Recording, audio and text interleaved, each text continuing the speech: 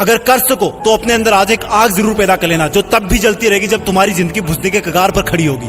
तुम्हारी चिता की आग से भी कई गुना प्रचंड होगी ये आग। चिता की आग तो एक शरीर को मिटा सकती है, लेकिन अगर दिल में आग लगा ली तो पूरी दुनिया में आगे आने वाली सदियों तक तुम्हारा नाम चमकाने की ताकत होगी तुम्हारे पास। तो फिर ये पढ़ाई लिखाई ये कोई तोप नहीं है जो तुम्हारे सीने को छलनी कर देगी।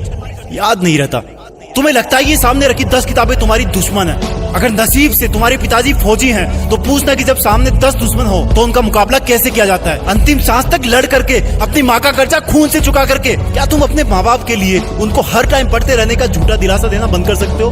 प्लीज। तुम्हें लगता है कि दिमाग से पढ़ना चाहिए, लेकिन दिमाग तब तक नहीं जागता जब तक दिल नहीं करता। कभी पढ़ते पढ़ते रोना आया तुम्हें? कभी पढ़ते हुए आंखों के नीचे रखा पेज गिरने वाले आंसू की वजह से खराब हुआ है?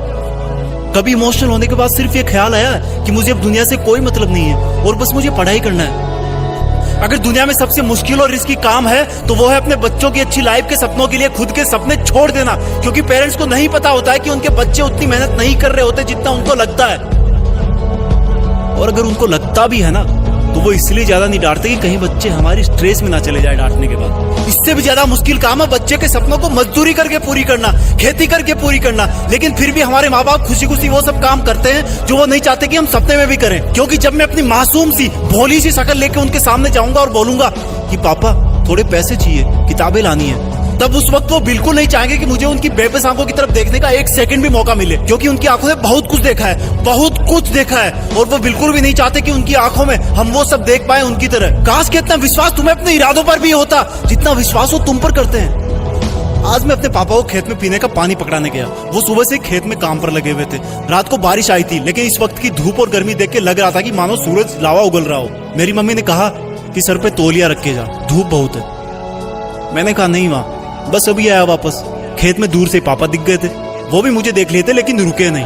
दूर से मुझे ज्यादा कुछ नहीं दिखा, लेकिन पास जाने में पाया कि वो पसीने में पूरी तरह से भीगे हुए थे और उनके सिर पे रखा सफेद तौलिया भी पसीने और मिट्टी से मटमेला हो गया था। मैंने पानी का जग दिया और उन्होंने वो खड़े खड़े पी लिया। जब मैं वापस लौटने के लिए पीछे मुड़ा तो मुझे अपने कंधे पर कुछ रखे जाने का एहसास हुआ और वो बोले, लगता तुम्हारी माँ ने आते देखा नहीं तुम्हें, मेरा ये तौलिया सर पे डाल लो, बेटा धूप बहुत है आज।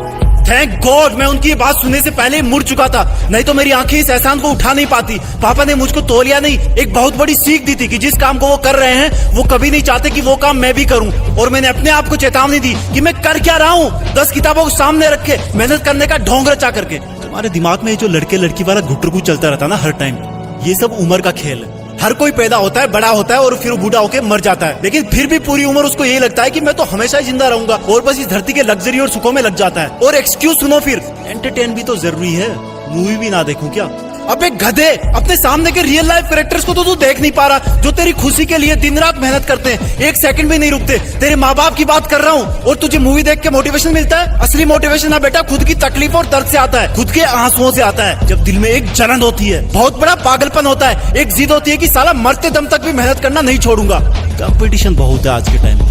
अरे मैं कहता हूँ तुम्हारे पास इजी लाइफ जीने के साधन बहुत है, इसलिए तुम्हें बाकी चीजें डिफिकल्ट लगने लगती है। एग्जाम में तो हर टाइम ऊपर वाले को याद करते हो। मत करो इतनी पूजा, भगवान को भी इतनी फुर्सत नहीं है सुनने की। अगर कर सकते हो तो प्लीज खुद को झूठे मेहनत के शीशे में मत देखो। अगर कर सकते हो तो मेहनत करके, पढ़ाई करके, ज्ञान हासिल करके, पैसे कमा करके अपने माँ बाप को भी थोड़ी जिंदगी जी लेने दो यार। 20 बरस हो गए उनको तुम्हारी सेवा करते हुए। कम ऑन, तुम कर सकते हो, come on, you can do it. Be a topper,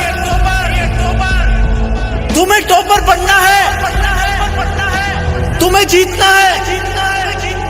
you are born with a purpose.